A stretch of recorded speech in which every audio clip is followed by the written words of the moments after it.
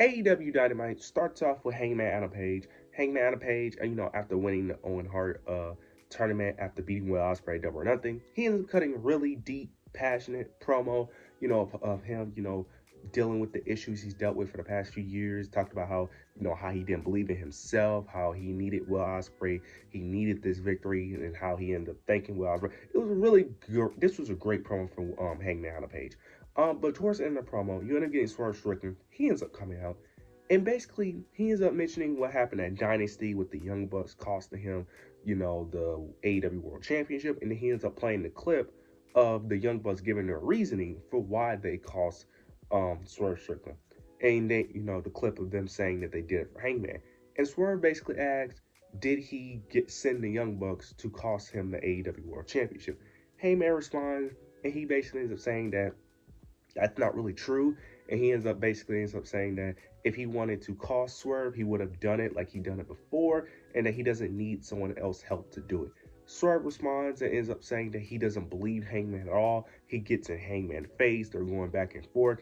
Then Will Ospreay's music hits. He comes out and he basically takes Hangman's side. He's like, look, he talks to Swerve Strickland. He ends up saying that Swerve is wrong about this, that Hangman is the guy to beat Jon Moxley. He thought, Will Ospreay said he thought it was him, but Hangman is the right person to do it. He's the only guy that can do it. And we need to help him. We need to help him because he's going to need our help, and it will make it easier on all of us. So all three of us should team up to take out the Death Riders. Swerve basically refuses. He's like, look, I would never help that guy. I would never help that guy. Nothing will make me help that guy. He gets in Will Ospreay's face, and then he ends up leaving the ring. And Hangman basically feels the same way. Hangman is like, bro, I'm not working with that guy either.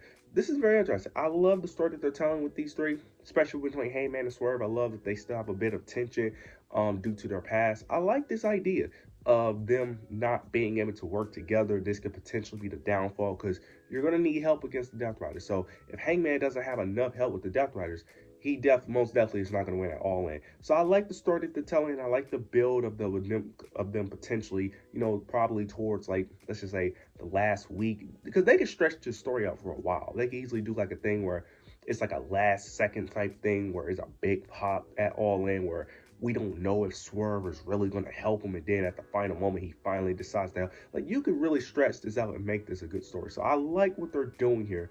And I hopefully they like stretch this out for a bit, or they could do it before they could have it Swerve officially want to help Hangman like a couple weeks before. But you could stretch this out for sure. So very interested how this plays out.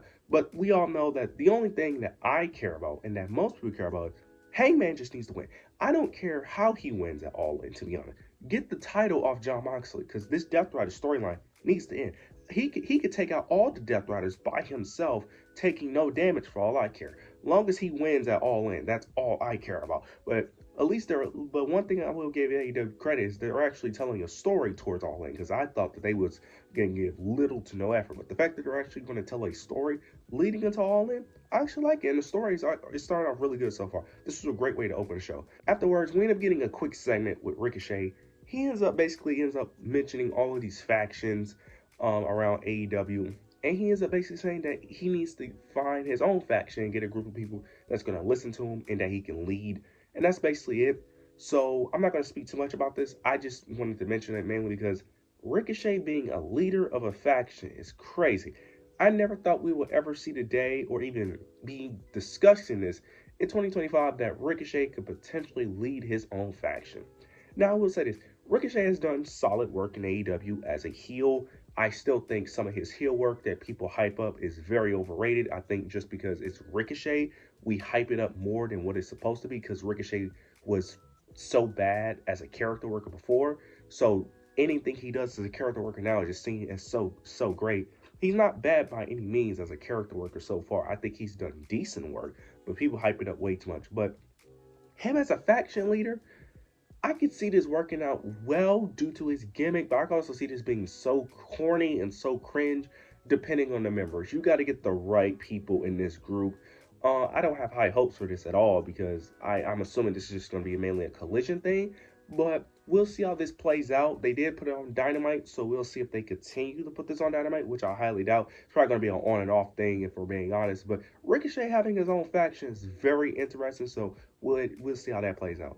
Afterwards, we end up getting a no disqualification tag team match between Megan Bayne, Penelope Ford versus Harley Cameron and Anna Jay.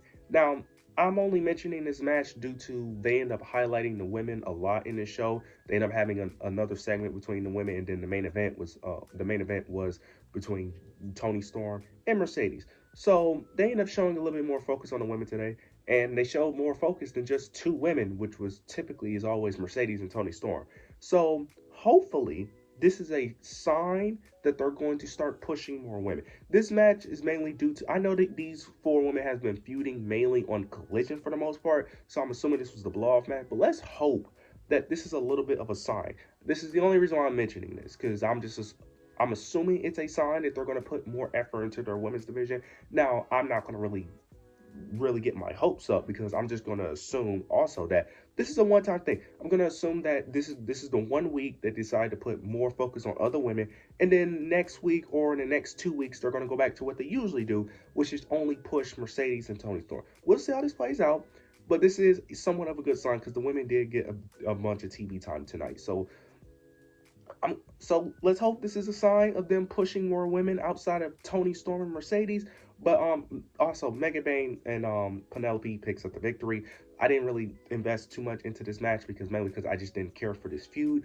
And this, I'm not gonna say it's randomly thrown together, but until they start actually booking the women like they should, then majority of these matches are really thrown together. But this does end up transitioning into another segment because Jamie Hayter was getting interviewed by Renee, but ends up getting interrupted by a new signee. I think her name is, I don't know how to pronounce her name. It's like Thekla. I think that's her name, Thekla. Thekla.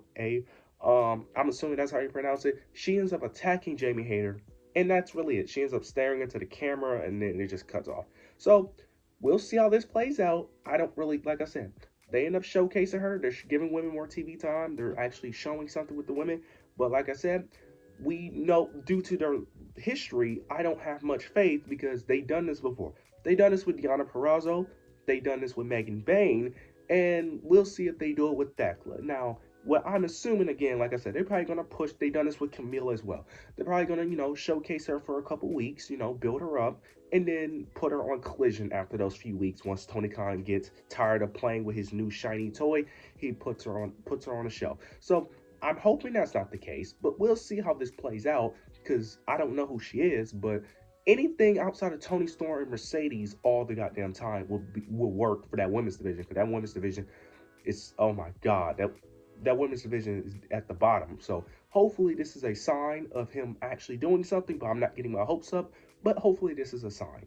Afterwards, we end up getting a TNT Championship match between Adam Cole and Kyle Fletcher. Didn't know these two were feuding. Towards the end of the match, you end up getting Josh Alexander. He ends up interfering in the match, causing a disqualification that attacked Adam Cole. Then this leads to Brody King coming out. He comes out and ends up making a save. They end up running away, and this ends up transitioning into a Brody King and Josh Alexander match. Solid match overall. Brody King picks up the victory. This was a qualifying match for the international championship. For the international championship to face Kenny Omega in a fatal 4-way match that's going to be coming up soon. The match has stakes. I don't really care, mainly because we know Kenny Omega is not losing. He's not losing until he faces Okada, and even then, I don't think he's losing against Okada. I think he's going to win, take both those titles, have the international and continental title. That's what I think is going to happen. Kyle Fletcher and Adam Cole, I hope this continues on Dynamite, because I can't remember the last time we seen the TNT Championship consistently on Dynamite. The last person I think who had it consistently was Adam Copeland and Jack Perry. Once those two lost those titles, that title has not been on Dynamite at all. So hopefully this is the start of the title being on Dynamite, have some more feuds.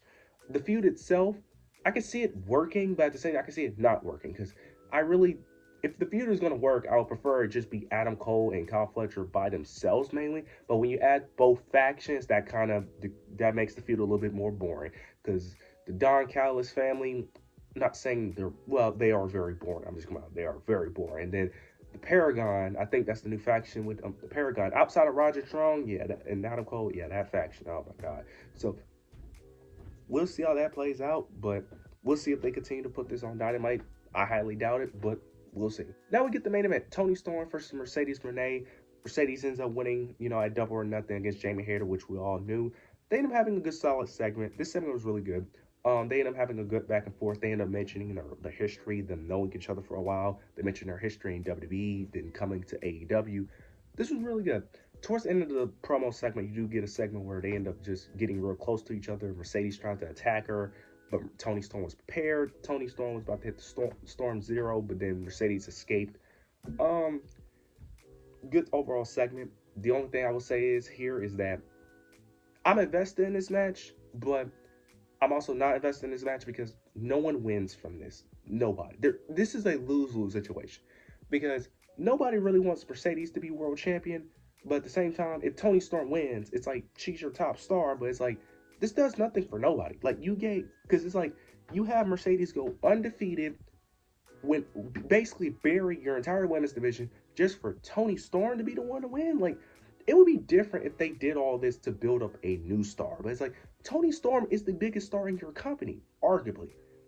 But she's right now, as of right now, outside of Will Ospreay, like she gets the biggest pop outside of Will Ospreay. So it's like she's already at the top. So her beating Mercedes, this does nothing for her.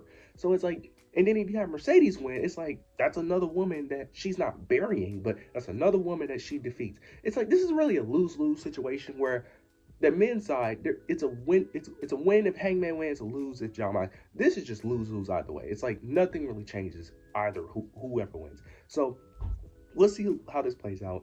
The overall show, really, the beginning and the end was great. Everything in the middle was very mid. So overall, it was a mid show, but we'll see how they continue towards All In. But you guys, let me know your thoughts and hits down below. Make sure to like, comment, subscribe. But yeah, that's it.